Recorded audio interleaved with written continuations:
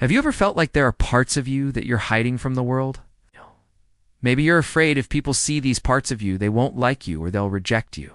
So you keep these parts hidden, pushing them down, trying to be someone you think people want you to be. Jung said that we all have a shadow self, an unconscious part of us that we don't want to acknowledge because it doesn't feel good.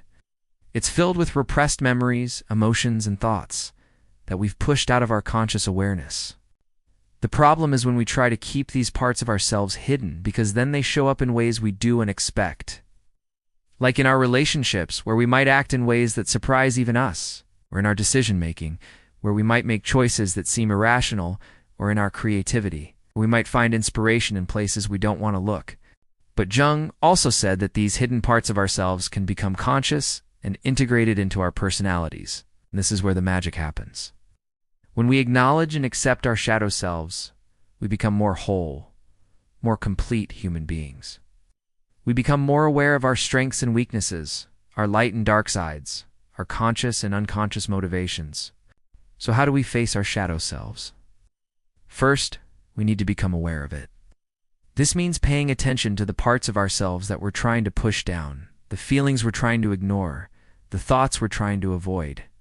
It also means being open to the idea that we might not always be right, that we might have blind spots or make mistakes. This can be hard to do. It takes courage and vulnerability to look at ourselves honestly and with compassion. But it's worth it because when we do, we free ourselves from the burden of pretending, the anxiety of hiding, the guilt of denying our true selves. When we face our shadow selves, we also need to accept them. This doesn't mean giving in to our darkest impulses or indulging in our worst habits. It means acknowledging that these parts of ourselves are just as real and valid as our lighter ones, that we're not perfect and don't have to be. It also means recognizing that everyone has a shadow self, that we're not alone in our struggles, and that everyone is doing the best they can given their circumstances. This can be hard to do too. It challenges our ego, our need to be seen as good and right and better than others. But when we do, we free ourselves from the pressure of living up to unrealistic standards, the judgment of others, and ourselves. When we face and accept our shadow selves, we become more authentic, more compassionate, more wise. We become more aware of our own humanity and the humanity of others. And in this way, we start to live more fully, more deeply, more creatively.